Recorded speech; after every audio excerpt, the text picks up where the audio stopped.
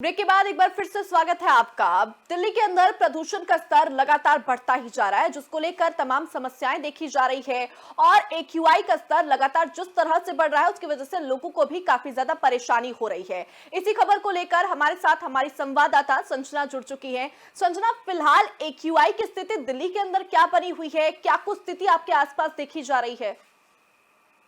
जी बिल्कुल, देखिए अभी मेरी जो मौजूदगी है वो दिल्ली के आनंद विहार बस टर्मिनल पर है, जो कि काफ़ी ज़्यादा रश एरिया माना जाता है। इसके अलावा जितनी भी बसों का जो आवागमन है पूरी दिल्ली में वो यहीं से होता है।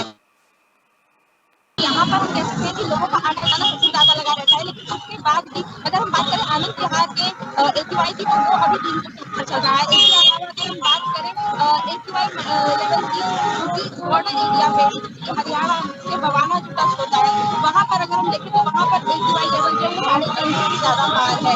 वहीं जो एक्यूआई लेवल है वो अगर हम गुरुग्राम के क्षेत्र में देखें तो वहाँ पर भी 300 से अबव है। तो ऐसे में अगर देखा जाए तो लगातार जो एक्यूआई का जो मानक स्तर है वो कहीं न कहीं हर एक क्षेत्र में दिल्ली के 300 के ऊपर चल रहा है। तो ऐसे में ये कहीं न कहीं एक बहुत बड़ी हम कह सकते हैं कि दिल्ली की आबो-हवा जो है वो अभी खराब ही है। कल की भी अगर बात की जाए तो कल के जो सुप्रीम कोर्ट में जब सुनवाई हुई थी तो उस दौरान भी कोर्ट ने ये माना था कि भले ही हालात थोड़े से सुधार हुए हों, लेकिन सुधार इतने नहीं हैं कि दिल्ली से ग्राफ 4 को हटा दिया जाए। तो ग्राफ 4 की जो स्थिति है वो अभी भी बरकरार है। वहीं अगर बात की जाए ग्राफ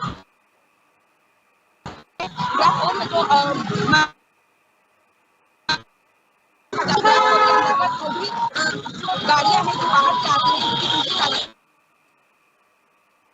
राज्यों आ रहे हैं, जब तक उन्हें कोई ज़रूरी सामान ना हो तब तक उन्हें दिल्ली के अंदर प्रवेश न दिया जाए। और इवन की जो बातें हैं वो इसमें कही जाती है। इसके अलावा स्कूलों में ऑनलाइन कक्षा की बात जो है वो ग्राफ 4 के अंदर की जाती है। इसके अलावा जितना भी हमारा हम कह सकते हैं कि जो भी हमारा डेवलपमेंट का काम होता है, संजना, चाहे वो आपने बिल्डिंग्स अभी का हो यहाँ या पर सुप्रीम कोर्ट के उस आदेश का यहाँ पर जिक्र किया, सुनवाई का जिक्र किया। इससे पहले दिल्ली सरकार पलानी के ऊपर पूरा का पूरा जिम्मा फोड़ती थी, टिगरा फोड़ती थी, लेकिन अब क्या स्थिति चल रही है? क्योंकि पराली का जलने का जो दौर है वो थोड़ा कम हो चुका है, दीपावली भी नहीं है, जिसकी वजह से ठीकरा उसके ऊपर फोड़ा जाए कि दीपावली के पटाखों की वजह से दिल्ली की फिलहाल ये स्थिति चल रही है।